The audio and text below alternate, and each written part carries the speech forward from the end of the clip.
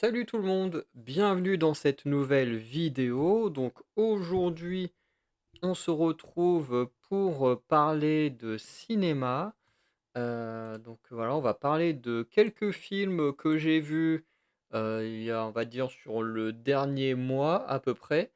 Euh, donc voilà, il y a des films, les dates, hein, ça dépend. Il y a des trucs de plateforme, des trucs que j'ai vus au cinéma.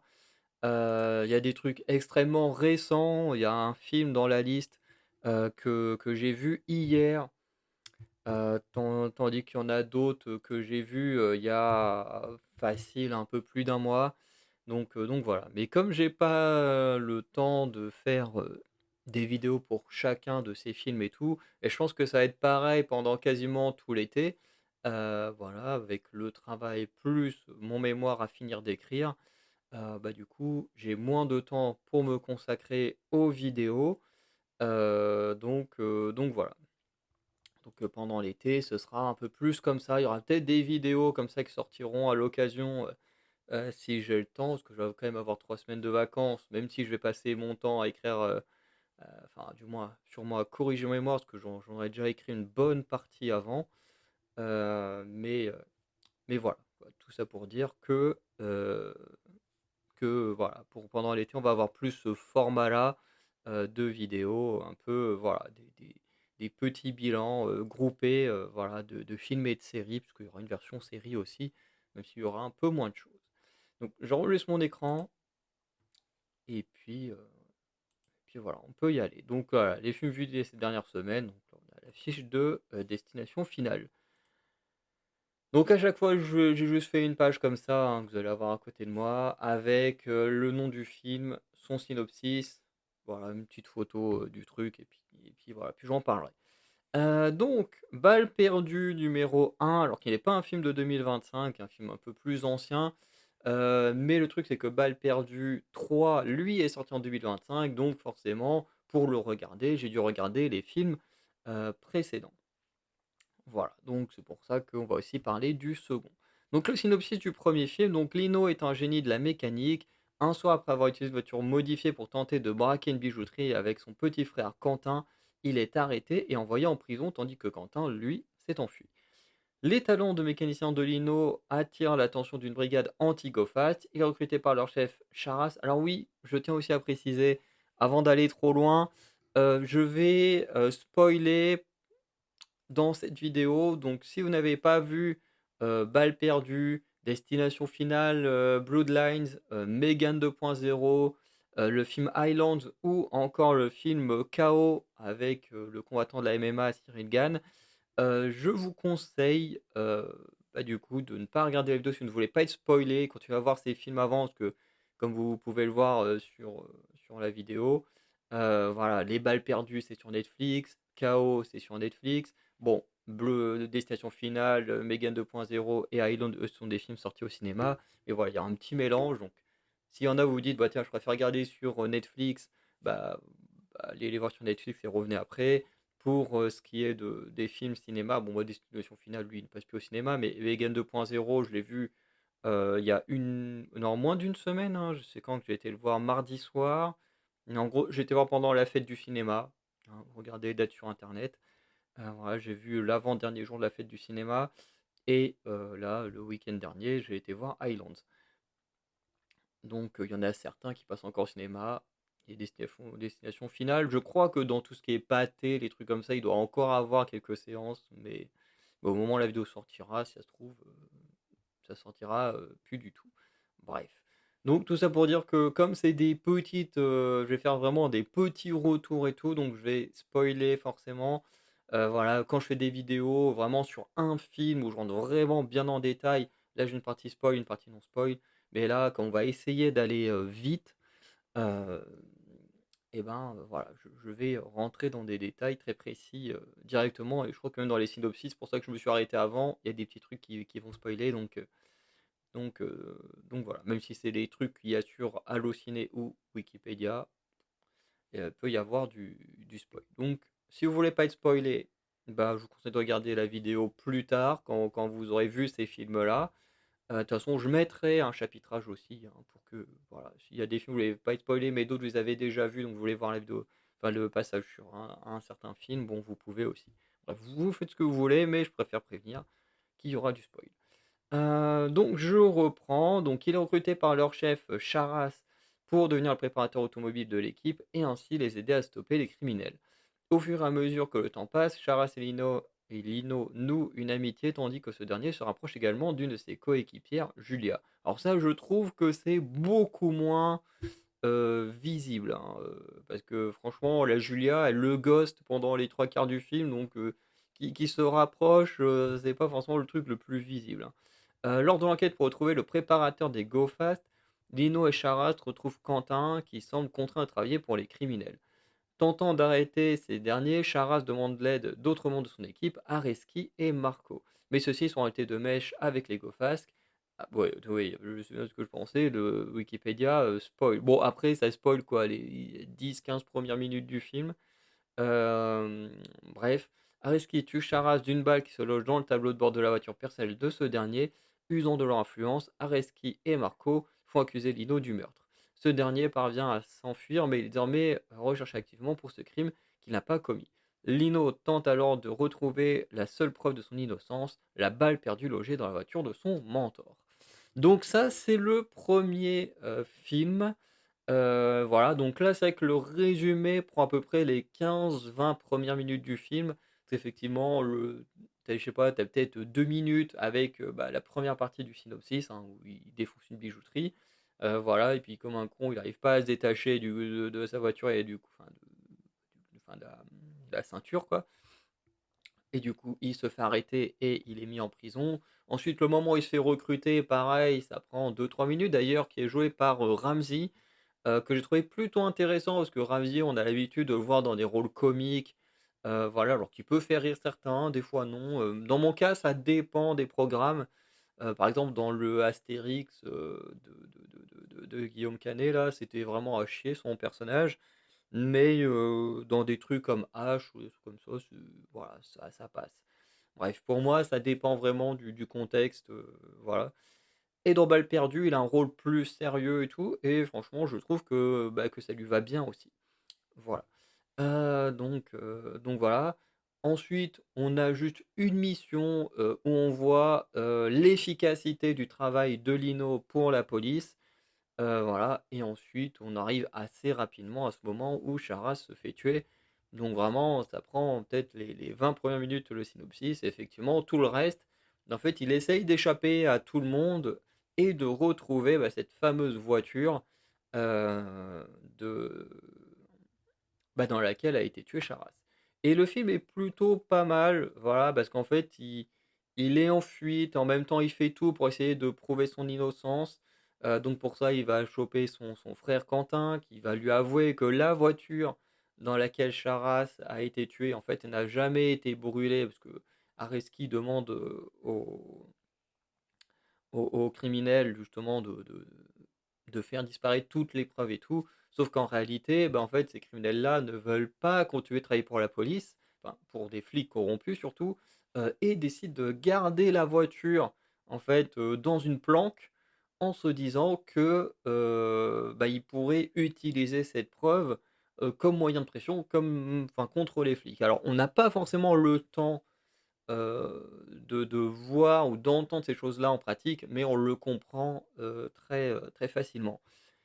Donc voilà, c'est un peu le principe du 1 film, c'est prouver son innocence, et Lino va forcément réussir à le faire, voilà. Non sans perte, hein, voilà, ça va être, assez terrible. Heu, En termes d'action, c'est plutôt pas mal. Alors je sais plus si dans le premier il y a des courses-poursuites si marquantes que ça. Hem, je pense qu'il doit y en avoir. Heu, je me demande si c'est dans celui-là où il revient en ville. Ouais, si, où il revient en ville avec la voiture. Non, attends, oh je sais ouais, si. Il y a en fait, il y a une scène dans un des 3 films où en fait, pour revenir en ville, en fait, il en fait, à chaque fois, il crée un système qui va devant la voiture qui en fait, rentre à l'arrière des bagnoles et en fait permet de les dégager avec une impulsion, électromagnétique ou des choses comme ça et c'est assez impressionnant, c'est plutôt beau et à un moment donné, en fait, ce qu'il fait, c'est qu'il rentre dans une bagnole de flic et puis, il la garde accrochée à sa bagnole et en fait, il défonce un barrage, de flics comme ça, heu et la scène, elle est plutôt marquante, mais je ne sais plus si elle est dans le premier ou le troisième film. Ça, c'est un peu embêtant, mais heu, en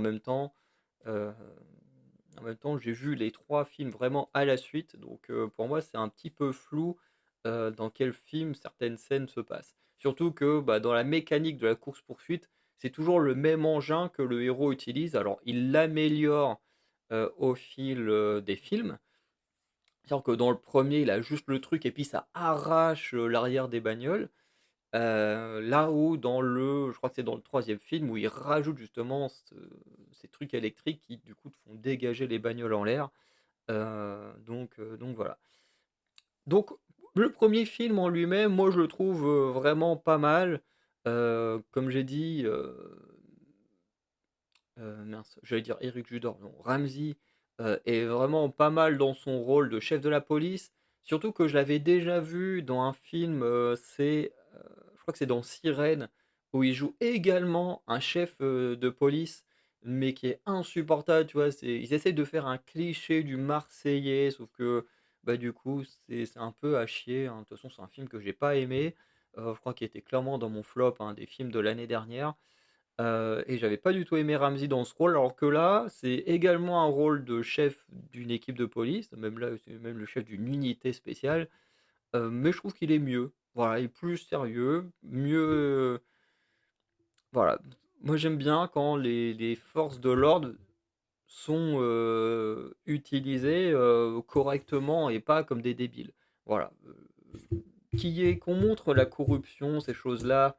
Moi, ça me dérange pas, hein. Ma série préférée, c'est NCIS, qui montre, pas mal la corruption, surtout dans NCIS Los Angeles de la police. Donc c'est pas un truc qui me dérange, mais quand même qu'on nous montre également, des flics, compétents, tu vois? On n'est pas non plus dans Fast and Furious où tous les flics, sont, vraiment nuls à chier, quoi. Donc voilà, c'est souvent quand un film prend le parti des criminels, on a souvent une police, vraiment nulle. Ou qu'on veut faire de la comédie, du coup, les flics sont nuls aussi et je trouve pas ça ouf. Voilà. En tout cas, c'est mon avis personnel, hein. Hem, Là, je trouve que c'est beaucoup mieux parce qu'on a un mélange, en fait, de ce que j'aime dans NCIS. C'est-à-dire que tu as les flics intègres et puis tu as les flics, pourris et puis, ben, on traite le tout de manière, sérieuse, intelligente et voilà. Après en termes, de scènes d'action, il y a quand même une bonne baston de mémoire entre Marco, et Lino. Je crois que c'est dans le sorte de petite ferme et tout, il y a une très, très bonne scène d'action. Oui, c'est bien dans le premier film, puisque ouais, ouais, c'est bien dans le premier film. Je réfléchis en même temps, mais oui, c'est bien dans celui-là. Bref, en tout cas, vous pouvez regarder le 1 film sans hésiter. Il est vraiment pas mal. Romain Duris est excellent dans le rôle principal et même les autres, hein, l'acteur qui joue Marco ou celui qui joue Areski sont vraiment très bons. L'actrice qui joue Julia, elle est plutôt sympa, mais son personnage est pas terrible à ce moment-là. C'est-à-dire que son personnage, je trouve qu'il se dévoile plus vers le dernier film, que dans celui-ci parce que vraiment, en fait, dans celui-ci, le truc, c'est qu'elle est tout le temps en train d'ignorer, Lino, donc ils ont pas vraiment de lien. Ensuite, il essaye de la convaincre, qu'il est innocent et tout et en fait, tu sens qu'il peut y avoir une romance entre les 2. Et puis en fait, non et puis en fait, si et bon, ça, c'est à travers les différents films, mais du coup, c'est pas le personnage féminin le mieux écrit, de l'histoire du cinéma. Mais franchement, c'est un film que j'ai plutôt bien noté. Je pense que prochainement, je vais vous faire une vidéo, sur une application où on peut noter des films. Terracid, on avait déjà parlé, dans une vidéo il y a déjà un petit moment. Moi, j'avais vu ça dans des shorts, je sais plus comment il s'appelle le mec qui a animé là, en fait, ils étaient plusieurs interviewés par un mec, enfin bref, comme je regarde pas les streamers de base, je regarde des fois le contenu quand il est redirigé sur YouTube, bah, comme les vidéos de Wanké Studio, Mais c'est vrai que Twitch, je traîne jamais là-dessus, donc j'ai pas les refs, des gens là-bas, en dehors de ceux qui m'intéressent, qui repostent, du contenu sur YouTube. Bref. Mais vous verrez, je pense que certains d'entre vous l'utilisent, beaucoup de gens qui aiment le cinéma utilisent l'application, mais je vous la présenterai prochainement, ça fait un moment que j'y pense. Je pense que beaucoup la connaîtront déjà, mais c'est bien aussi pour ceux qui connaissent pas, hein. Moi, j'ai un de mes meilleurs amis qui adore le cinéma, bon, surtout le cinéma d'horreur, mais qui connaissait pas l'application. Je lui ai fait découvrir il y a 1 ou 2 semaines, ça dépendra quand sortira cette vidéo et voilà, donc tout le monde peut toujours découvrir des choses. Ensuite, on a Balles perdues 2, alors qui pour moi est le film le plus mauvais de la trilogie. Alors c'est pas non plus un mauvais film, mais j'avoue que je l'ai pas aimé plus que ça. Donc le synopsis: déterminé à retrouver Areski, désormais en cavale, Lino décide de faire le guet jour et nuit devant son ancienne maison, où la femme et le fils du flic corrompu habitent toujours. D'ailleurs, j'ai jamais compris pourquoi, Lino se tapait la femme d'Areski. J'ai jamais compris, je me suis dit: «Beh», genre il a la Julia avec qui ils peuvent créer une relation et tout. Tu vois? Tu sens qu'il y a une tension entre les 2, tu vois? Qu'ils peuvent finir ensemble, à la fin du premier film et non, il va se taper la femme d'Areski, enfin c'est un peu chelou. Bref. Julia, du coup, qui a pris la tête de la brigade après la mort de Charas, parvient à convaincre Lino de rejoindre son unité afin de mettre la main sur Areski. Presque un an plus tard, Marco, le complice d'Areski, négocie sa sortie de prison en échange d'informations pour permettre le démantèlement du réseau de trafic de drogue pour lequel il travaillait. Lorsque Lino retrouve sa trace, il devient fou en apprenant que son ennemi est sur le point de s'en sortir, quelles que soient ses informations. Lino décide alors de kidnapper Marco et de le livrer aux autorités espagnoles, déterminé à emprisonner pour de bon toutes les personnes liées au trafic. Et oui, parce qu'en fait, le trafic concerne la France et l'Espagne. Alors, je sais plus si c'est de la drogue qui arrive d'Espagne et qui vient en France, ou si c'est de la drogue qui sort de France pour aller en Espagne. Mais en tout cas, c'est lié à la frontière espagnole. Enfin, en tout cas, ça passe par la frontière espagnole. Nanana. Donc Julien, ne pouvant tolérer que Lino ne se comporte à nouveau en leur loi, se lance à sa poursuite, déterminé à le raisonner et le stopper avant qu'il ne commette l'irréparable. Lino et Marco se retrouvent également poursuivis par un policier corrompu, le commandant Yuri Batista, déterminé à les éliminer. Voilà, donc ça c'est le synopsis du deuxième film. Alors il n'y a pas que du mauvais, à travers ce film, puisque bon bah, on a tout le côté effectivement qui peut arriver où un comment dire, un criminel qui a des informations très importantes pour démanteler des choses plus grandes, bah, peut obtenir des trucs particuliers. Et là, dans le cas de Marco, bah, c'est la libération de prison, être sous protection de témoins, de mémoire, un truc comme ça.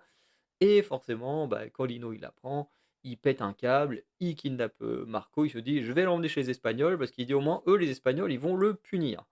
Voilà. D'ailleurs, ce qui est assez bizarre dans le comportement de Lino, c'est qu'en fait, il veut absolument, choper Areski et dans sa tête, il veut absolument je crois qu'il veut le buter et tout ça, pour avoir tué, Charas. Mais Marco, qui a tué son frère, il aurait été en fait, c'est ça qui me fait bizarre, c'est qu'en fait, il a plus la haine contre un mec qui a tué son patron, que contre le mec qui a tué son frère. Ça me franchement, ça me tue. Alors, il fait pas de cadeau à Marco, hein, ça, on peut clairement le dire, mais quand même, je veux dire, il y a quand même une différence entre quelqu'un qui tue ton patron et quelqu'un qui tue ton frère. Je veux dire, moi, j'aurais plus la haine pour la personne qui tue mon frère. Même si j'ai rien contre mes patrons, hein, mais quand même, ta famille et c'est quand même important, quoi. Enfin, ça dépend aussi le lien que tu as avec. Mais là, Lino, il a une bonne relation avec son frère, donc bref. Ça, c'est un truc que tu pas à comprendre dans la trilogie, mais heu, mais bon, c'est comme ça. Après, on a des bonnes courses-poursuites pour aller, jusqu'en Espagne, donc ça, c'est plutôt sympa.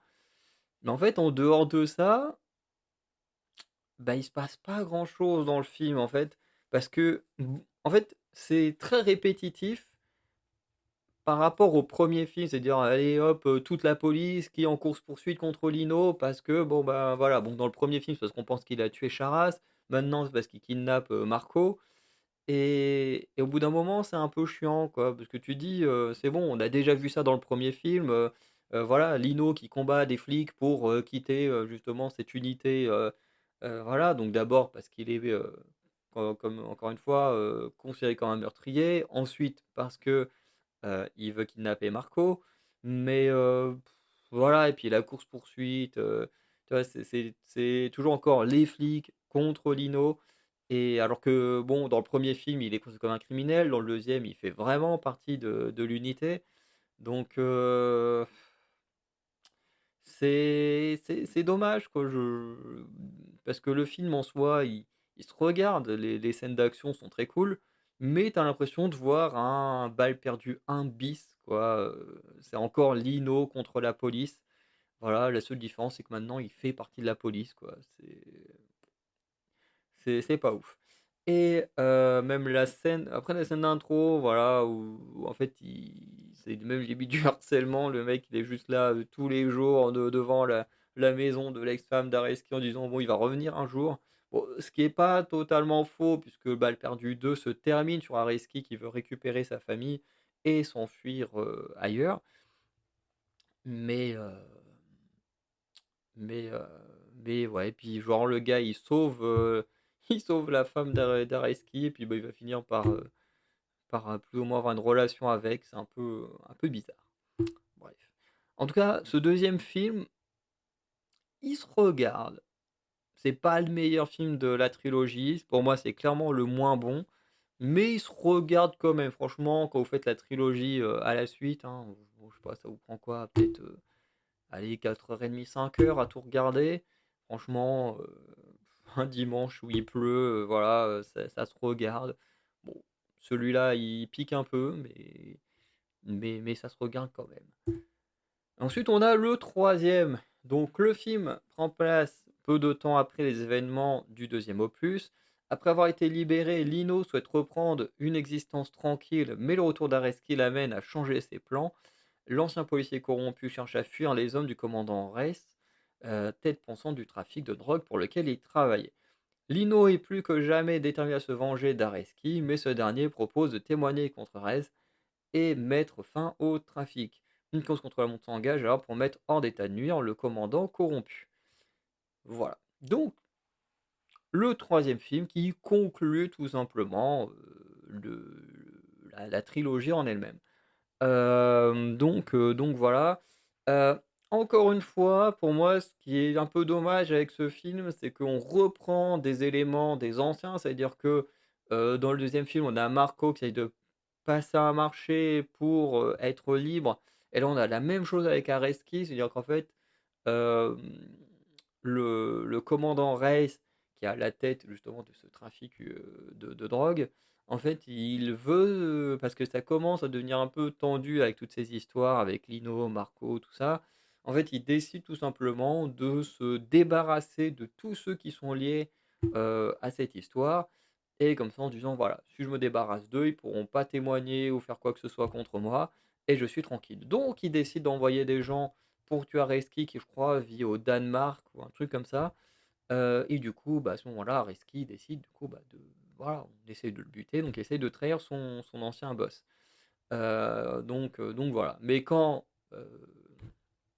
Lino il tombe sur le gars, enfin il retombe sur lui, bah, ou qu'il apprend qu'il est revenu, je sais plus comment il apprend ça, bah, il décide forcément de venir essayer de le choper. D'ailleurs la photo, la scène de baston là dans le tram et tout est vraiment très cool parce que du coup tu as le bras droit, du méchant, tu as Areski, tu as Lino et voilà, tu as 3 mecs, qui peuvent pas se blairer et qui se foutent sur la tronche et c'est plutôt pas mal, hein. Parce que je crois que le bras droit du méchant, on l'avait vu dans le deuxième film pour choper Marco, si je dis pas de bêtises. Donc voilà, c'est un peu l'apothéose, voilà, avec les 3 mecs qui se foutent sur la gueule et c'est vraiment sympa. Mais au final, ben, pour Areski, bah, lui, bah, tout ce qu'il essaye de faire, hein, c'est de s'en sortir comme il peut et le meilleur moyen qu'il a, bah, c'est de faire exactement la même chose que Marco. Alors d'un côté, c'est logique, hein, le meilleur moyen de s'en sortir pour lui, bah, c'est de balancer son ancien patron, mais en même temps, bah, c'est très répétitif de ce qu'on avait vu avec Marco. Donc voilà. Ensuite, on a à nouveau ce côté, voilà, Lino qui, voilà, à nouveau, fait cavalier seul pour choper Areski, pour s'en débarrasser, on ne sait quoi.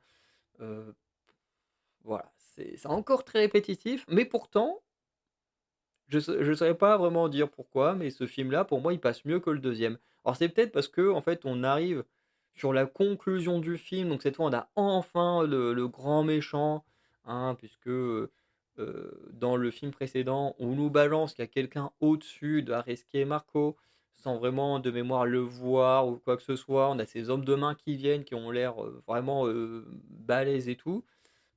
Et là, on le voit enfin, on approche vraiment de la fin de la saga, donc on essaye de mettre aussi un peu plus de moyens pour des scènes un peu plus grandioses en termes d'action. On n'est pas non plus au point de Fast and Furious où les bagnoles, roulent dans l'espace, mais ça reste honnête. On a des bonnes scènes d'action, des bonnes scènes de baston.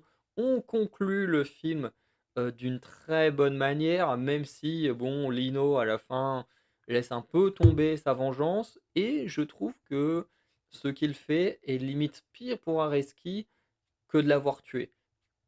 Parce que tu tues Areski, bon, bah, voilà, il est mort, tu as vengé Charas, voilà, c'est tout.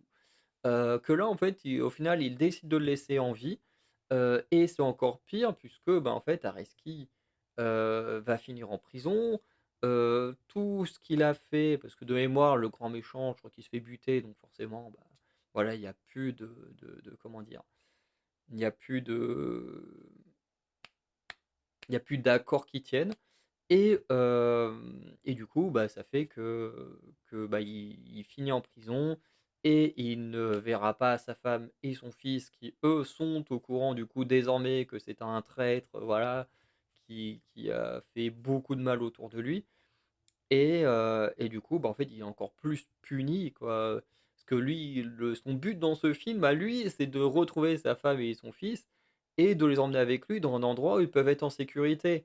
Voilà, donc se dire que, voilà, dans ce film, il essaye de se battre pour sa famille, mais qu'au final, bah, il a tout perdu en se faisant choper et ben, je trouve que c'est limite une punition pire pour lui que juste, mourir et du coup, je trouve ça plutôt cool.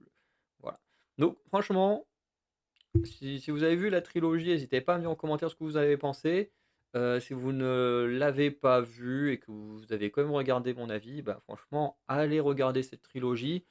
Pour une fois, alors j'exagère en disant pour une fois, mais qu'on a des bons films, français, bah, autant en profiter parce que, bah, chaque année, heu, il y a énormément de films français qui sortent, que ce soit au cinéma ou sur les plateformes et les vraiment les bons films se comptent sur les doigts d'une main. Donc quand on en a, il faut en profiter. Je ne dirai pas encore où se classera Balles perdues 3, ce sera dans un top ou un flop. Je ne dis rien pour le moment, mais en début 2026 évidemment, on en parlera. En sachant que en début 2026, contrairement à début 2025, je ne referai pas de vidéos flop, enfin top et flop comme la dernière fois, parce que c'était quand même très long, ça faisait des très grosses vidéos. Et je vais, plutôt me baser sur les genres cinématographiques. Ça fera un peu plus de vidéos de top et flop, mais au moins ça permettra d'avoir des vidéos un peu plus, courtes. Surtout en fonction des genres, voilà, parce que forcément les genres action, films d'horreur, pour y en avoir pas mal, mais je sais pas sur, tout ce qui touche aux biographies, aux drames et tout, ça ce que je regarde un peu moins ou des comédies, ou ça j'en ai encore jamais regardé cette année, mais voilà, c'est sur des vidéos un peu plus courtes, donc voilà, ça pourrait permettre d'avoir des trucs un peu plus cool. Donc voilà. Et je ferai, alors ça c'est un truc, la plupart des youtubeurs cinéma font, mais je pense que si d'ici là, mon collectif est lancé, je pense qu'on fera un petit live, enfin un petit live, une petite vidéo, on verra, où on attribuera nous-mêmes, des prix, dans les catégories qu'on a envie. Peut-être qu'on prendra celles qui existent déjà, peut-être qu'on en inventera. Mais en groupe et tout, ça pourrait être aussi pas mal. Donc, tout ça, on verra en début d'année prochaine. Mais pour les tops et flops, ça c'est sûr qu'on fera, par rapport au genre cinématographique et pareil pour les séries, plutôt que juste de prendre le tout avec, voilà des parce que j'ai déjà, quasiment une page de film que j'ai vu cette année, en sachant que j'ai encore au moins 3 pages de films à voir et qu'on est qu'au mois de juillet, il y a encore le reste de la moitié de l'année à voir. Donc voilà, ça ferait des vidéos, encore une fois, beaucoup trop longues. Donc voilà. On passe à la suite avec KO. Donc KO, encore un film français. Voilà, donc, bon, le 2e de la liste qui est sorti en 2025 et le 4e dont on parle actuellement. Donc on suit Bastien qui vit reclus depuis qu'il a tué accidentellement son adversaire Enzo 3 ans plus tôt durant un combat de MMA. La veuve d'Enzo le retrouve et vient lui demander de l'aide. Bastien est son seul espoir de secourir Léo, son fils adolescent qui a disparu dans les quartiers nord de Marseille. Bastien part alors à sa recherche. Sur son chemin, il croise Kenza, jeune flic prête à tout pour faire tomber les nouveaux barons de la cité phocéenne. Léo est en grand danger, il faut faire vite. Alors du coup, ce film-là, je l'ai trouvé plutôt moyen. J'ai trouvé plutôt moyen. Alors l'actrice qui joue Kenza, je l'ai déjà vue dans un autre film, mais je sais plus c'est quoi. Je sais que je l'ai déjà vue quelque part, mais je me souviens plus. Je crois que c'est un film en plus qui est sorti l'année dernière, ou peut-être dans une série. Je sais plus. Bon, en tout cas, l'actrice qui joue Kenza, c'est vraiment une très bonne actrice. Elle joue très très bien. Bon, Cyril Gann, c'est normal, j'ai envie de dire qu'il joue moins bien, hein. C'est un ancien combattant de la MMA, alors peut-être même qu'il combat encore, hein, entre 2 films, parce que bon, je crois qu'il a tourné d'autres choses avant, KO. Mais voilà, l'acting, il est pas incroyable et j'ai envie de dire que c'est pas étonnant. En général, mettre des sportifs ou des créateurs de contenu ou des choses comme ça dans des premiers rôles au cinéma, quand ils ont pas une bonne formation avant de tourner, ben, ça se ressent tout de suite, hein, quand on regarde les films, hein, de youtubeurs, la plupart du temps, c'est des films, qui sont vraiment pas ouf, hein. La plupart du temps, ils font, leur pitrerie de YouTube, dans leurs films et tu dis: «Bon, bah, en fait, ça sert à quoi, de faire ça, quoi?» Donc voilà, je crois que des films de youtubeurs, je crois qu'il y en a très, très peu que j'aime bien, hein. Peut-être que, merde, comment ça s'appelait, le film avec les gens de Golden Moustache, merde, où ils pouvaient changer les corps ou je sais plus quoi, après ça date, hein, ça date. Mais c'était plutôt sympa. Après tu as toutes les un peu les productions, de French Ball ou de Hollywood Studio, mais eux, eux se sont basés de base sur, sur ce genre de contenu. Donc c'est moins comparable, à des gens comme Norman. Heu, non, si c'est lui qui avait fait, qui faisait ces vidéos qui sont pas du tout mon délire et qui après a fait Paranormal Activity, enfin une sorte de parodie ou je sais pas quoi. Bref, ce genre de contenu là, comme ça, c'est en général, c'est mauvais. Voilà, c'est clairement mieux quand c'est des gens qui font ce contenu-là dès le début. Après, peut y avoir des exceptions, mais pour l'instant, je les connais pas. Et après, je dis ça alors que, bah, mon rêve, c'est aussi de faire des courts métrages, des petits trucs comme ça. Mais et voilà, on verra ce que ça donnera, hein, le jour où j'arriverai à en faire. Bref, tout ça pour dire que bah, effectivement, quand l'acting, c'est pas ton truc de base, bah, ça se ressent et ça se ressent encore plus quand tu n'as pas de formation, tu vois? C'est pas parce qu'il est combattant d'MMA qu'il peut pas prendre des cours de théâtre ou de choses comme ça avant de tourner le film. Et j'ai l'impression qu'aujourd'hui, on a trop d'artistes qui sont comme ça, qu'en fait qu'on prend pour correspondre au personnage, mais qu'on ne cherche pas à savoir s'ils sont des bons ou mauvais acteurs. On a le case avec Cyril Gane, hein, où on n'a pas forcément cherché à savoir si c'était un bon acteur ou pas. On s'est dit: «Bon, bah, le film concerne un ancien combattant de MMA, donc on prend un ancien combattant de MMA».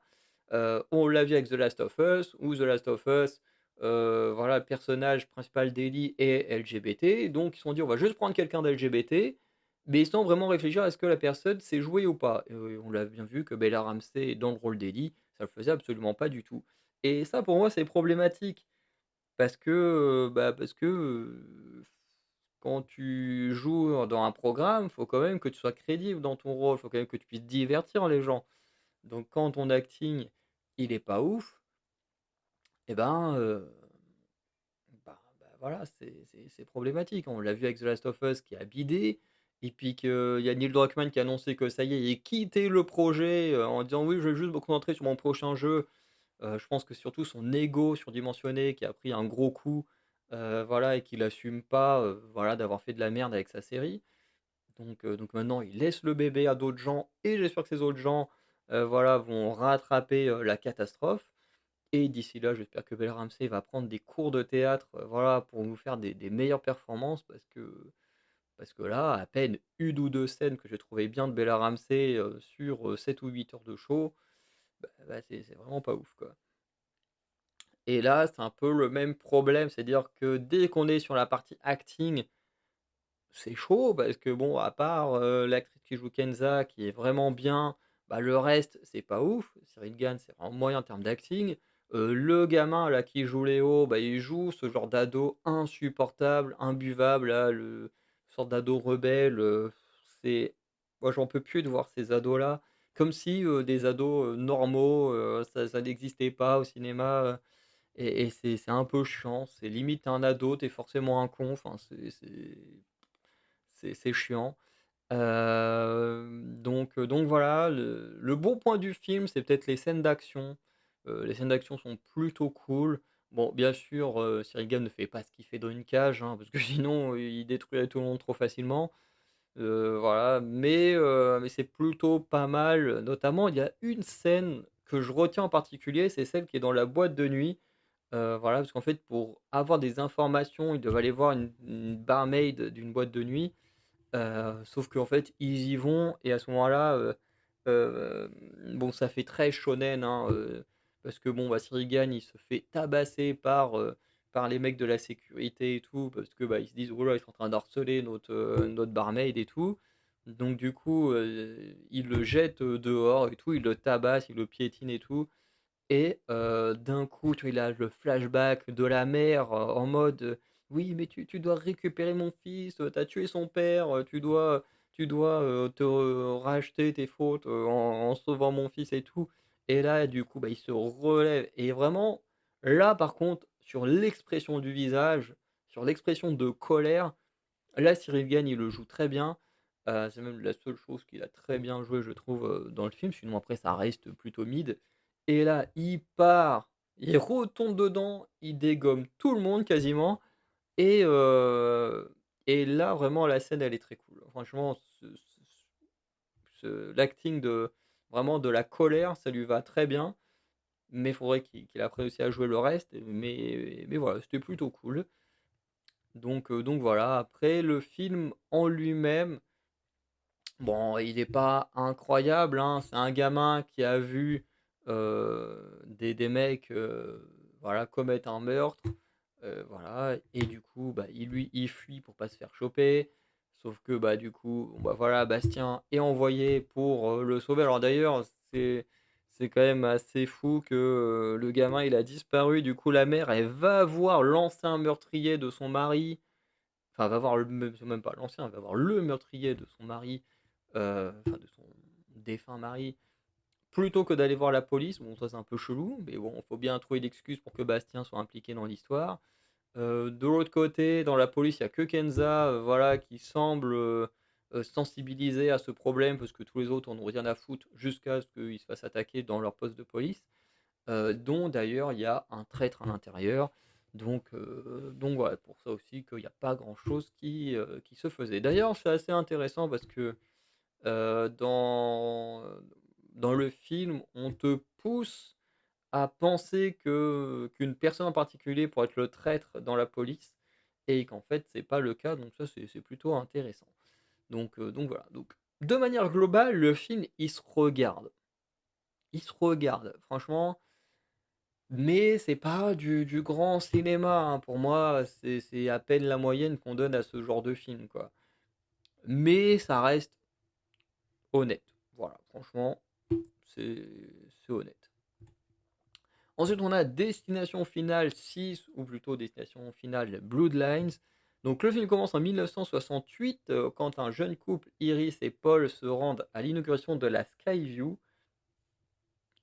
Iris est d'abord apeurée par la hauteur de la tour, mais parce qu'elle doit mais parce qu'elle doit révéler à son compagnon qu'elle est enceinte. Au moment où Paul lui fait une demande en mariage, Iris lui avoue sa grossesse et Paul est heureux d'apprendre qu'il est non seulement fiancé, mais également futur père. Iris accepte sa demande. Cependant, la mort devait survenir, ce qui devait être une soirée romantique et plaisante se transforme en un carnage. Stéphanie Reyes fait tous les jours le même cauchemar dans lequel elle voit ses grands-parents et de nombreuses personnes mourir dans l'effondrement d'un restaurant panoramique, 50 ans auparavant. Contre l'avis du reste de sa famille, elle décide de retrouver sa grand-mère qui vit recluse depuis des années afin de l'interroger. Celle-ci lui apprend que la mort en a appris toute la famille, car aucun n'aurait dû exister si elle n'avait pas échappé à l'accident du restaurant. Elle lui donne un manuel qu'elle a rédigé afin de reconnaître les signes de la présence de la mort, juste avant de mourir de façon horrible. Et là, on arrive déjà sur un film beaucoup moins intéressant. Alors, si on doit lui donner un bon point à ce film, c'est que visuellement, c'est beau. Visuellement, c'est très beau. Les scènes de mort sont plutôt visuelles, hein, voilà, quand tu as la scène d'intro avec la tour qui se détache et tout, la plupart des morts sont extrêmement visuels. Il y a des trucs un peu abusés, hein, franchement, mais Destination Finale a toujours été très abusé dans la mort. Mais franchement, j'aime bien. Visuellement, j'aime bien les morts. Après, quand ils sont dans la famille et tout, la plupart des morts, encore une fois, sont assez abusés, mais plutôt cool à regarder, hein, voilà. De toute façon, en général, un Destination Finale, on le regarde pas forcément pour le scénario, on le regarde pour voir comment les gens vont crever de la manière la plus, what the fuck possible. Et là, c'est un peu le cas. Mais ce qui me dérange dans ce film, c'est le concept du film. Qui est complètement nul, voilà. Parce que, le concept, du film, c'est tout simplement, une famille alors heu, déjà dans les films, le héros voit lui ou elle et les gens autour mourir et ensuite la mort, puisque cette personne-là empêche les gens de mourir, la mort revient pour tous les tuer. À la base, c'est ça le concept de Destination Finale. Alors à chaque fois, ils ont rajouté des petits trucs ou machin, mais à la base, c'est ça Destination Finale. Ici, ça ne fait pas sens en fait, parce que, heu en gros, la jeune, au lieu d'avoir une vision d'elle et de sa famille en train de mourir, déjà elle a une vision de sa grand-mère, voilà, en train de mourir avec tous les autres, qui en plus n'est même pas ce qui s'est réellement passé, mais la vision qu'avait sa grand-mère. Donc ça ne fait absolument pas sens, genre pourquoi elle précisément voit les visions qu'avait sa grand-mère? Ça n'a aucun sens qu'elle voit les visions de sa grand-mère, mais pourquoi est-ce qu'elle voit les visions de sa grand-mère, mais que son frère ne les voit pas, que ses cousins, cousines ne les voient pas, hein? Pourquoi elle et pas d'autres? Ça aurait été bien de nous expliquer parce que, ben, on comprend pas et en fait le film est rempli d'incohérences. C'est-à-dire qu'à un moment donné, par exemple, on nous dit là, tu as le personnage, heu, de lui là, qui joue dans The Hundred, hem, où en gros on dit: «Oui, tous les descendants, de la grand-mère, ils vont mourir un par un, mais voilà, si tu n'es pas, du même sang, tu ne vas pas mourir». Et effectivement, par exemple, tu as les enfants, de la femme, bah, du coup, enfin de la grand-mère forcément qui sont les cibles, sauf que, ben, du coup, tu as d'abord le fils, sauf que, ben, du coup, sa femme, elle reste en vie elle est liée par le mariage, mais pas par le sang, enfin bref. Et vraiment, avec lui, on nous dit: «Bon, bah, voilà, on apprend qu'il est adopté, donc bah, voilà, il est adopté, il peut pas mourir puisqu'il n'a pas de lien de sang avec la grand-mère». Et pourtant, il va quand même se faire tuer dans une scène horrible. Donc au bout d'un moment, quand tu mets des règles dans ton film, respecte-les. Parce que là, c'est n'importe quoi. Tu tu dis le mec, il il peut pas enfin la règle, c'est ceux qui ont un lien du sang avec la grand-mère, il y a que eux qui sont censés mourir et pourtant lui qui n'a aucun lien de sang avec, il meurt. Enfin, c'est complètement, complètement con de mettre des règles et pas les respecter. De plus, ça va en contradiction avec les règles, des films précédents. C'est-à-dire que dans les films précédents, la personne, elle voit la mort, elle les empêche de mourir, enfin elle empêche un certain nombre de personnes de mourir et la mort revient se venger et tous les tuer. Là, c'est en mode, bon, bah, la grand-mère a survécu, donc je vais buter toute ta famille, ça n'a aucun sens. Enfin, je veux dire, à aucun moment dans les films précédents, surtout qu'il y a une personne qui accouche dans l'un des films précédents, et de mémoire, le bébé ne se fait pas tuer. Enfin, c'est chelou. Enfin, là, ils nous ont fait tout un truc, je pense qu'ils l'ont fait également pour expliquer, la mort, j'ai oublié du centre de croque-mitaine là, hem, puisque l'acteur est décédé, hein, paix à son âme et et du coup, je pense que comme s'ils font d'autres films, bah, ils peuvent plus l'utiliser. Ils ont dû, à mon avis, vouloir expliquer, heu, bah, pourquoi il allait mourir, hein, voilà, puisque forcément, si la grand-mère meurt, bah, toute sa lignée meurt et une fois que toute sa lignée meurt, bah, c'est au tour de lui de mourir et le problème, à nouveau dans le film, c'est qu'à un moment donné, tu as une énorme fresque, hein, qu'ils font en mode: «Oui, alors dans le dans la vision, du coup, il y a, telle personne qui est mort en première donc enfin, en tout cas, parmi ceux qui auraient dû mourir et que la grand-mère a pu sauver, du coup, tu dis: «Oui, alors, il y a elle qui aurait dû mourir en première donc d'abord, c'est toute sa famille, elle et toute sa famille qui ont été tués. Puis ensuite, ça aurait dû être lui, donc il y a lui et toute sa famille qui ont été tués» et ainsi de suite jusqu'à ce qu'on en arrive là. Sauf que le problème, c'est que, du coup, la mort elle venge ces gens-là depuis 1968 à aujourd'hui avec cette règle-là, de buter toutes les familles, mais pourtant tu as les autres films qui s'imbriquent entre 2, qui ne su où la mort ne suit plus la même règle et tu dis: «Mais en fait, et voilà et puis tu peux pas dire: «Le film il est pas canon» ou «Il est nin On a le croque-mitaine qui est là dans absolument tous les films, qui connecte tous les films. D'ailleurs, je crois qu'à un moment donné, ils font référence à des gens qui ont déjà survécu. Bon, personne n'a vraiment survécu jusqu'au bout, à part le vieux là. Du coup, on comprend pourquoi il connaît aussi bien la mort parce que bon, bah, voilà, il aurait dû mourir, bah, dans la tour. Mais en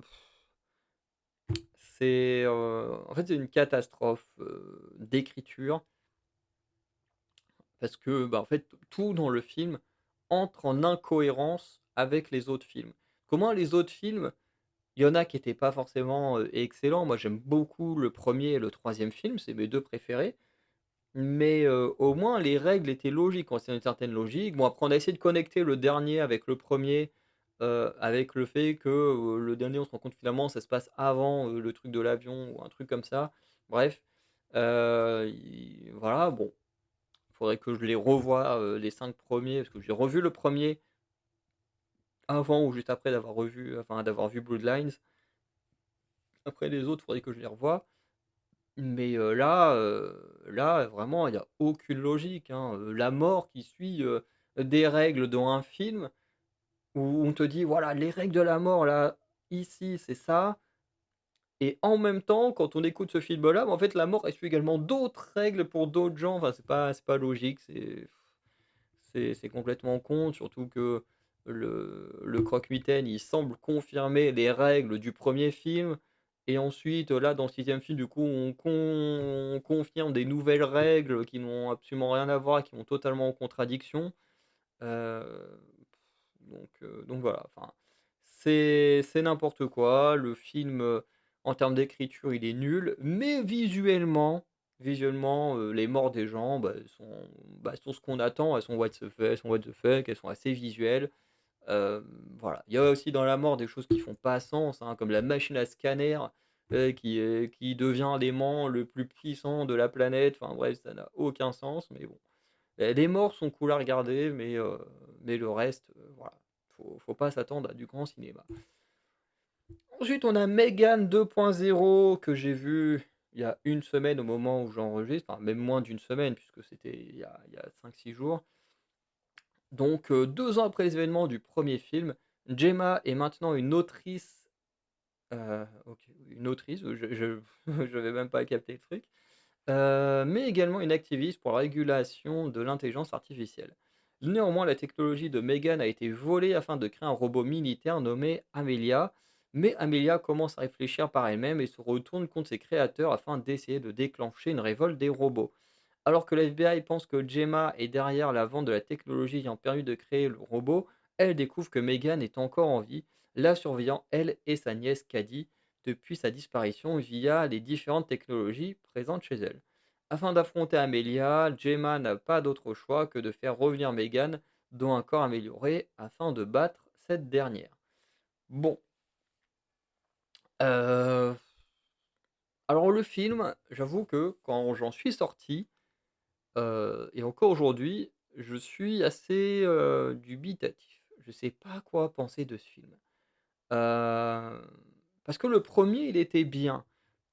Le premier était bien parce que dans le premier on avait, Gemma qui devenait un peu la tutrice de Cady, qui a voulu créer une poupée, pour, être un peu le soutien de Cady et tout ça. Et la poupée, voilà, qui était là pour plus ou moins protéger, améliorer la vie de Cady, finalement a tellement pris et d'ailleurs c'est un des sujets ici, que Meghan a tellement pris son rôle à cœur, qu'en fait elle en est devenue méga dangereuse et que, du coup ils ont essayé de l'éliminer. Du coup le premier film il fonctionnait bien. Alors que là ce deuxième film, c'est un peu n'importe quoi parce que, en fait, l'objectif de Meghan c'est de protéger Cady, mais en réalité, le méchant s'en bat les couilles de Cady. En fait, c'est ça le pire, en fait. C'est que le méchant n'en a rien à battre de Cady. C'est même pas une cible, c'est même pas un danger, c'est absolument, rien du tout Cady pour le méchant. Voilà, le méchant, en fait, ce qu'il veut, c'est détruire l'IA. Voilà, c'est en fait, d'un côté, tu as Gemma qui, elle, est pour la régulation de l'IA, voilà, pour éviter qu'elle devienne trop dangereuse après ce qui s'est passé avec Megan, donc faut mettre des règles, des barrières, tout ça. Tandis que le grand méchant, lui, il est plus dans une approche un peu plus extrême, en mode, voilà, on doit se débarrasser de l'IA ne doit plus exister, et pour ça, il décide, de créer justement Amelia, pour que, Amelia apparaisse comme, une IA méga dangereuse pour montrer: «Ah regardez l'IA, à quel point c'est un danger, machin», pour que les gens justement aient peur et se disent: «Bon voilà, faut vraiment mettre en place, des choses contre l'IA, voire même interdire l'IA». Donc c'est un peu l'objectif du méchant et du coup, en fait, Cady là-dedans, elle a rien à voir là-dedans, en fait. C'est ça qui est con, c'est que Cady n'a rien à voir là-dedans. Mais pourtant Meghan, elle, elle va être impliquée pour protéger Cady alors que voilà, puisqu'en réalité, c'est d'abord Gemma qui va être impliquée, dans la chose, puisqu'en fait, on va faire croire qu'Amelia, est un danger pour elle, pour elles 2, Gemma et Cady, alors qu'en réalité non. Alors oui, on veut nous faire croire que Amelia est dangereuse pour la planète, sauf qu'en fait elle tombe dans le piège, donc elles essayent de combattre Amelia et en fait c'est en essayant de combattre Amelia que du coup, ça va mettre Cady en danger et que là ils vont redonner un corps, à Meghan pour qu'elle puisse confronter Amelia jusqu'à ce qu'elle découvre qui est le réel méchant du film et que bon, là, Amelia va devenir plus ou moins, indépendante, et voilà, elle va même tuer son concepteur, hein, voilà, qui la prenait pour un esclave, donc ça, la scène était plutôt cool, même si nous, on voit rien, on entend juste des hurlements, mais la scène est quand même cool et ensuite, bon, Amelia, elle, voilà, il faut absolument la stopper parce que bon, voilà, vu ce qu'elle vit aux côtés des humains, elle, elle peut pas leur faire confiance. Elle veut juste vivre entre machines et du coup, il décide de l'éliminer. Bref. C'est un peu ça le film. Alors effectivement, tu as le FBI qui traîne par là, mais qui est nul à chier, hein, qui sert à rien. Franchement, le FBI, tu l'enlèves, ils apportent rien au film. Donc voilà, un film, faudrait, je pense, que je le revoie une deuxième fois pour vraiment faire un avis plus précis parce que en fait, le film, il part tellement dans tous les sens que c'est n'importe quoi. On veut te faire plein de rebondissements et c'est pas ouf. En fait, ce qui serait intéressant, c'est vraiment de voir le film du point de vue du traitement, de l'intelligence artificielle. Ça serait intéressant. Mais, en termes de divertissement, bah, c'est pas incroyable, hein. Voilà, tu ressors du film, tu es juste en mode, je comprends pas ce que j'ai vu, quoi. Heu, enfin, surtout par rapport au concept de Meghan, en fait. Le concept de Meghan, c'est protéger jusqu'au boutisme, Kaydi. Sauf que là, elle se retrouve impliquée dans des missions qui n'ont rien à voir avec Kaydi. Alors oui, elles se sont fait berner, mais même là, à la base, le projet d'Amelia, c'est même pas d'attaquer Kaydi. Elle s'en bat les couilles de Kaydi, quoi. Donc c'est ouais, j'ai un peu de mal avec ce film, hein. Je pense que dans l'année, je me le remettrai, une deuxième fois ou quoi que ce soit parce que, j'ai un cinéma, près de chez moi qui sort les films en retard, enfin en retard, ouais, quand même en retard, hein, parce que Mission Impossible dans ce cinéma-là, il sort la semaine prochaine ou dans 2 semaines, enfin bref, le film il sort pendant l'été, alors que dans les cinémas, des grosses chaînes de cinéma, le film est déjà sorti depuis le mois de mai, puisqu'il est sorti juste avant mon anniversaire. Donc, tu as des films qui sortent 2 3 mois plus tard. Des fois, tu as des films qui ressortent des années plus tard. Là, cet été, il y a Freddy qui ressort, des films comme ça. Bon, alors bien sûr, c'est des séances uniques pour les vieux films, mais voilà. Donc, il y a toujours des moyens de rattraper les choses. Et comme pour ce cinéma-là, j'ai encore quelques places gratos, peut-être que je les utiliserai pour me dire, bon, qu'est-ce que j'ai vraiment pensé de ce film-là? Ou peut-être que je le re-regarderai pas, puis je resterai sur ce flou en mode juste, bah, qu'est-ce que j'ai vu, quoi? Bref, parce que vraiment, Megan 2.0, n'hésitez pas à me dire ce que vous avez pensé, mais moi je suis très dubitatif de ce film. Et on va terminer sur Highlands. Donc, au moment où j'enregistre, j'ai vu le film hier. Voilà, dans ce fameux petit cinéma, hein, qui a plus tendance à mettre les films, entre guillemets, les films d'auteur en avant, plus que les blockbusters, c'est très bien aussi. Voilà. Donc le synopsis: coach de tennis dans un complexe hôtelier, Tom mène une vie sans attache au rythme de virées nocturnes alcoolisées et de cours monotones sous le soleil de Fuerteventura. Un jour, parmi le flot incessant de vacanciers, débarque sur l'île Anne, accompagnée de son fils et de son mari. Tom accepte de jouer le guide touristique pour la famille et très vite d'étranges liens commencent à se nouer entre eux. Et le film, il est génial. Moi, j'ai kiffé le film. Alors, peut-être un peu long. Voilà, il y a des moments quand même où j'ai senti un peu la longueur et tout. Mais par contre, je l'ai adoré. Et en fait, au début, quand je suis sorti de la salle de cinéma, en fait, j'étais un peu frustré. Je me suis dit: «Mais vraiment, ça se termine comme ça?» Et quand j'y ai réfléchi, je me suis dit: «Mais ah oui, en fait, c'est logique, en fait, que ça se termine comme ça». Et le film, en fait, avant que j'aille le voir, parce que je parlais avec une pote, une amie sur internet et du coup, je lui disais, bon, bah, parce qu'elle devait aller à l'hôpital et tout et je lui disais: «Si au bout d'un moment je te réponds pas, c'est normal, c'est parce que je suis au cinéma». Voilà. Et du coup, elle me demande qu'est-ce que je vais voir au cinéma, machin. Du coup, je regarde sur internet que j'ai hésité à lui mettre un synopsis. Finalement, je me suis dit: «Bon», quand j'ai vu les synopsis, je fais: «Bon, c'est pas très parlant, hein». Quand on voit le synopsis là, c'est pas très parlant. Je me suis dit: «Bon, bah, je vais juste mettre le nom du film» et en fait, en regardant les synopsis, du coup, je tombais sur un commentaire qui disait ce que je vais vous dire par la suite, qui est que, heu,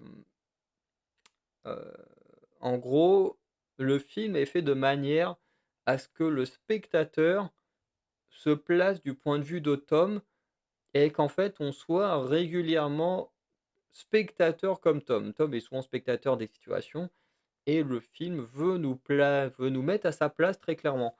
Et en fait, bah, j'ai juste commencé à lire ça et puis je me suis dit: «Ouh là, faut que j'arrête parce qu'il faut pas que j'aille plus loin. Si je commence à trop lire le commentaire ou aller trop loin, je vais me faire spoiler ou je ne sais quoi». Donc hop, j'ai laissé le commentaire de côté et puis bah, je suis allé regarder le film. et en fait, ben, je me suis rendu compte qu'en fait, oui, à plein de moments, en fait, on est placé à la place de Tom.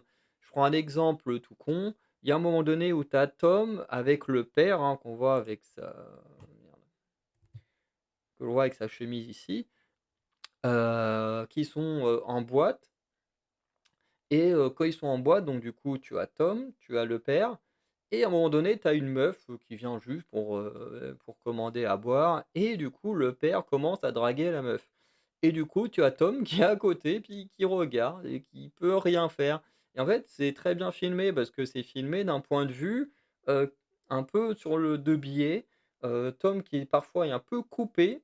Voilà, pour qu'on soit bien placé sur la gêne du mec qui est en train de draguer une nana, alors qu'il y a sa femme qui est à l'hôtel avec son fils et en fait, c'est filmé pour que nous aussi, on soit là en train de regarder ça et de se dire: «Mais Dave, qu'est-ce que tu fais là? Pourquoi tu dragues une meuf alors que tu as une femme, qui est géniale, à côté?» Et parce que vraiment, la femme, Anne là, elle est vraiment, montrée à l'écran, je je sais pas comment expliquer ça, mais en fait, elle est montrée comme une femme, ayant du charme et un peu dangereuse pour Tom, voilà, tu sens qu'elle l'attire, mais qu'en même temps, il essaye de résister, mais il n'y arrive pas parce que, ben, voilà, elle est très attirante et elle en joue, très clairement. Surtout dans le dos de son mari, tu as ce moment dans la bande annonce, hein, où quand il demande de faire une photo avec, où elle lui met clairement la main dans le bas du dos et je parle bien de elle qui fait ça à Tom. Donc tu sens qu'elle en joue de ce charme, naturel qu'elle a et tout, enfin et très souvent, nous, on est là à regarder ça et à être comme Tom en mode: «Mais qu'est-ce qui se passe? Qu'est-ce qui va se passer?» Au bout d'un moment, comme quand il met de la crème solaire sur le dos et tout, où tu as le mec qui arrive et tout, tu le vois tout de suite qui arrête et qui fait: «Ouh là, qu'est-ce qui peut se passer si?» Et c'est tout le temps plein, plein de petites scènes comme ça et tout, hem et tout ça jusqu'à un moment un peu critique où du coup le père va disparaître et là on part sur une deuxième phase. Parce qu'en fait, il y a à peu près, on va dire, 4 phases dans le film. Il y a la première où on découvre la vie de Tom. Voilà, donc comme le dit le synopsis, hein, Tom qui est juste un coach de tennis, voilà, qui passe sa vie à se bourrer la gueule la nuit, et puis le jour à donner des cours, voilà, où il en a un peu marre. D'ailleurs, les Français, on prend un peu cher dans ce film, hein, voilà, dans ce qui est un film allemand et voilà, je crois que les Allemands font des meilleurs films que nous. Mais où les Français sont pas mal vus dans le film comme des gens, qui ne tiennent pas leurs engagements.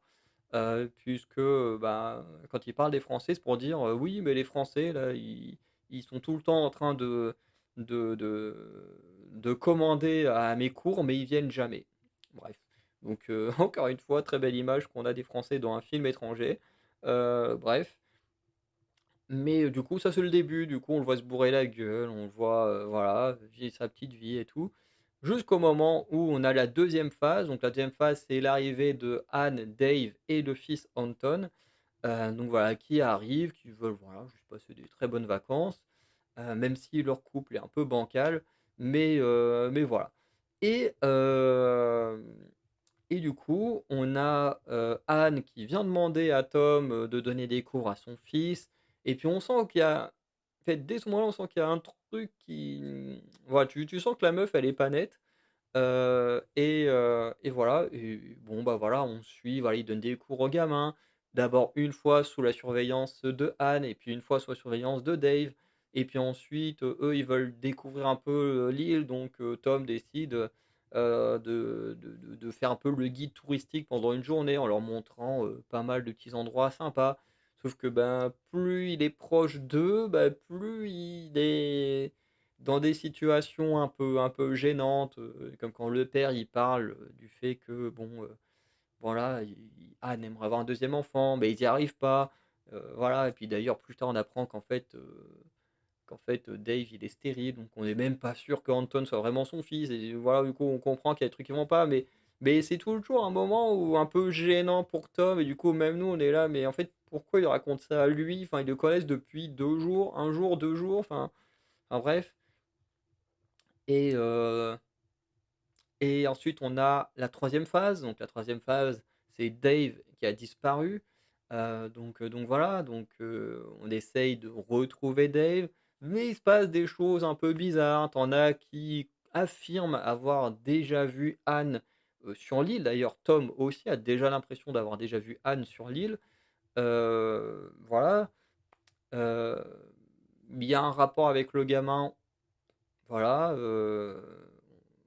dont on n'a pas vraiment de réponse, ça c'est frustrant, mais voilà. Et, euh, et du coup, dans toute cette phase, on a d'abord la police qui ne veut pas croire la disparition de Dave en disant bon, ouais, c'était qu'un touriste alcoolisé, voilà, il va réapparaître après avoir pris sa cuite, machin. Et plus ils trouvent des indices, des vêtements, des machins comme ça, bah, finalement ils appellent euh, la police. Voilà. Alors en plus, le film, moi je l'ai vu en VO, donc c'était très cool. Parce que du coup, bah, quand Tom est avec Anne et sa famille, bah, du coup, ils parlent tous en anglais. Et quand ils parlent avec les locaux, du coup, ils parlent en espagnol, parce qu'ils sont sur une île espagnole. Donc c'était plutôt cool d'avoir un film avec une double langue, entre guillemets. Voilà. D'ailleurs, c'est assez marrant. C'est un film allemand, mais qui se passe en Espagne, et qui soit tourné mi en espagnol, mi en anglais. Mais c'était vraiment très intéressant. Et d'ailleurs, l'actrice principale, Anne, est née en France. J'ai découvert ça tout à l'heure. C'est assez marrant. Donc vraiment, il y a multitude de nationalités imbriquées dans ce film. C'est très cool. Bref. Et du coup, bah, dans cette troisième phase, forcément, Anne est suspectée d'avoir tué son mari ou quoi que ce soit. Et toute cette partie-là est très intéressante et c'est là où la relation entre Tom et Anne devient de plus en plus ambiguë. La relation entre Tom et Anton également devient très ambiguë et tout. Et il y a la quatrième phase que je ne vais pas spoiler. J'ai pas envie de spoiler la quatrième phase si vous n'avez pas vu le film. Parce qu'en fait, les trois premières phases, globalement, c'est des éléments qu'on voit dans la bande-annonce. Voilà, la vie de Tom. Bon, je sais plus si on voit un peu la vie de Tom dans la bande-annonce, mais le côté où tu as une famille qui arrive, qui demande des cours, puis qui deviennent proches de lui en termes de guide. La deuxième phase, ça on le voit dans la bande-annonce. La disparition de Dave avec la police qui enquête, on le voit aussi dans la bande-annonce. Donc c'est pas des choses qui spoilent plus que ça.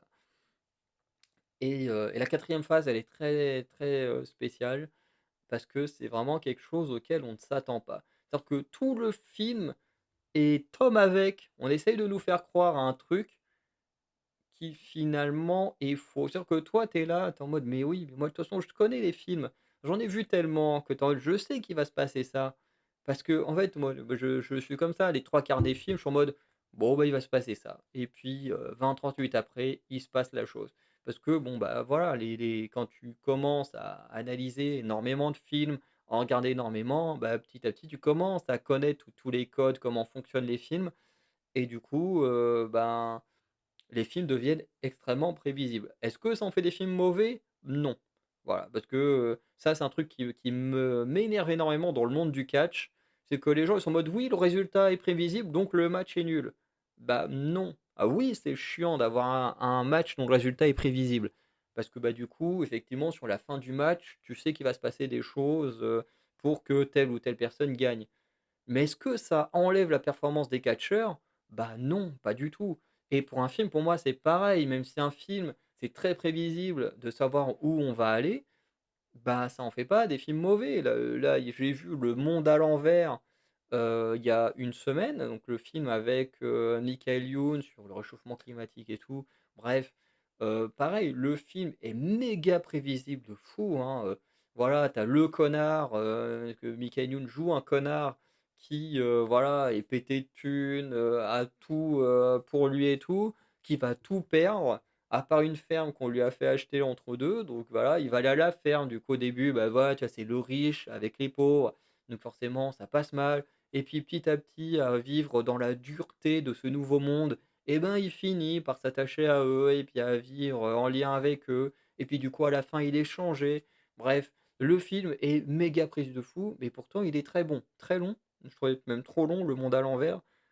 Mais pourtant, le film est vraiment bon. En plus, on a Michael Youn beaucoup plus sérieux et moins dans la comédie que ce qu'il faisait à l'époque de Fatal Bazooka ou du Morning Live et tout ça. Mais voilà, donc les films ont beau être méga prévisibles, ça n'en fait pas des mauvais films. Voilà, et pareil pour le catch. Mais c'est vrai que bah, tu as quand même un petit goût où tu vas, si tu notes un film, tu vas quand même un peu moins bien le noter, parce que tu fais, bon, bah tout ça c'était prévisible, le film était bien, mais était un peu prévisible, donc hop, j'enlève un peu de points. C'est normal. Et en fait, ce film-là, il utilise justement ces trucs. Parce que justement, on te met plein d'indices en mode, voilà, on va aller par là, on va aller par là, on va pas aller par là. Et puis toi, tu fonces dans le gouffre en mode, ah bah oui, de toute façon, c'est évident qu'on va aller par là.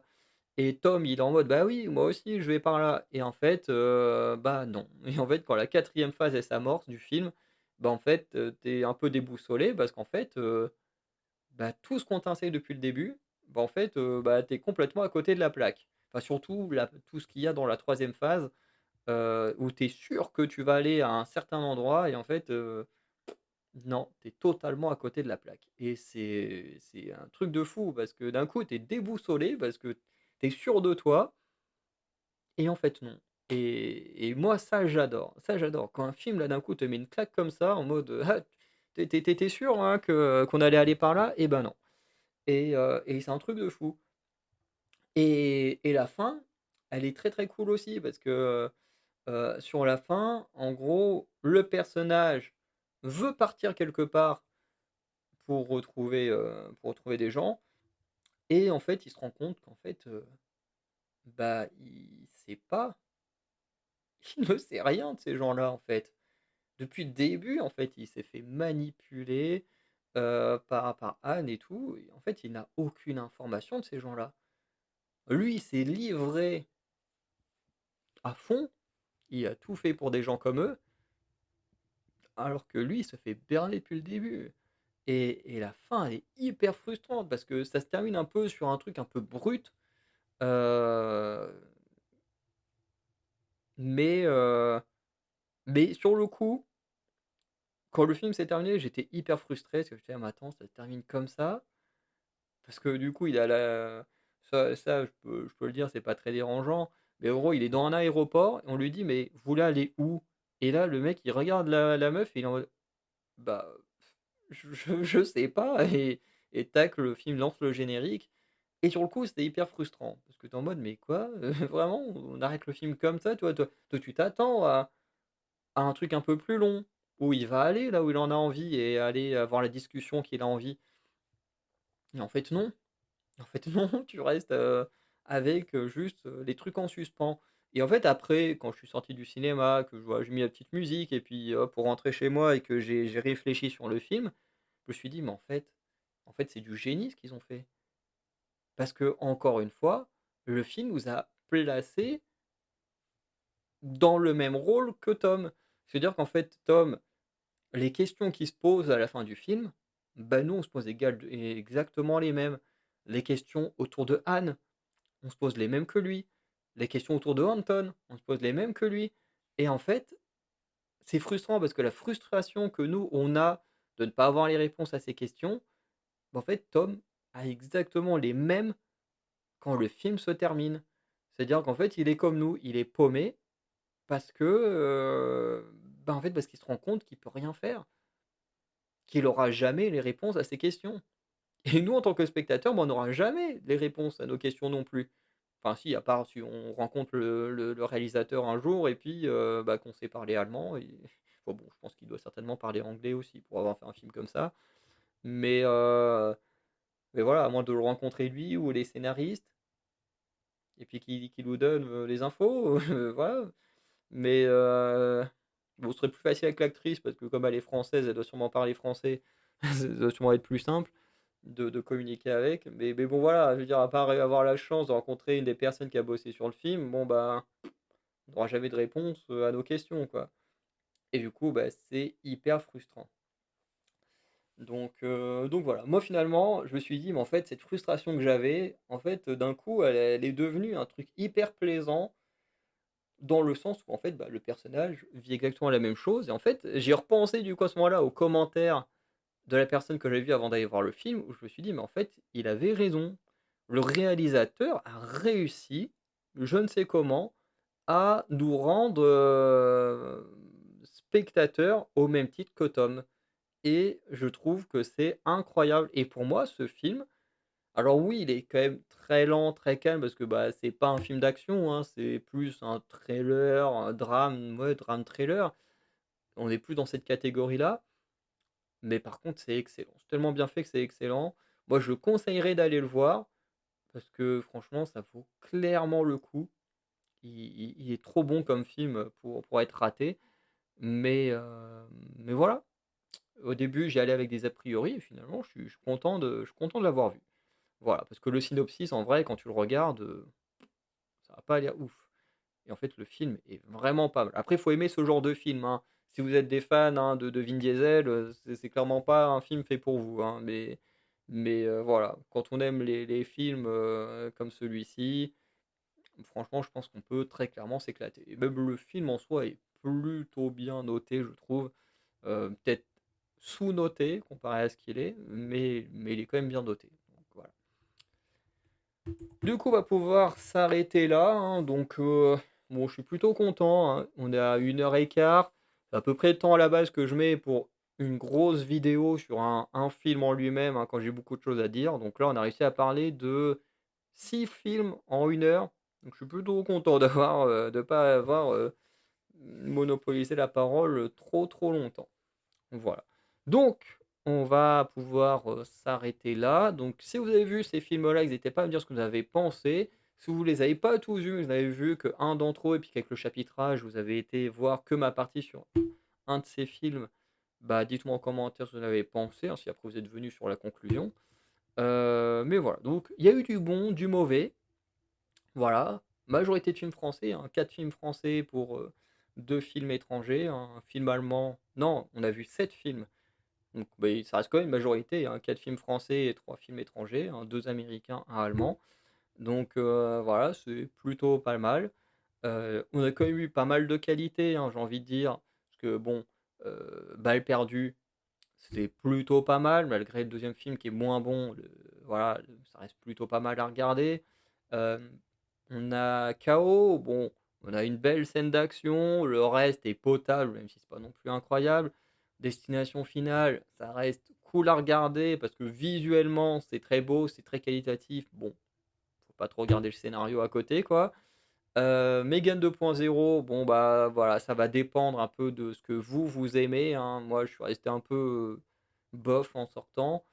Après, visuellement, pareil, c'est très beau, c'est très bien fait. Mieux que la bande annonce, hein. On sent qu'ils ont retravaillé le visuel pendant la bande parce que pendant la bande annonce, la tête de Megan était dégueulasse, vraiment, hein. Regardez la bande annonce, regardez le film après, vous allez voir que, visuellement, Megan, il y avait des trucs qui allaient pas, qui étaient trop je sais pas, qui étaient trop bizarres, au niveau de la bande annonce et qui a été corrigé dans le film, hein, parce que j'ai pas eu les mêmes effets, visuels dans le film que j'avais eu dans la bande annonce.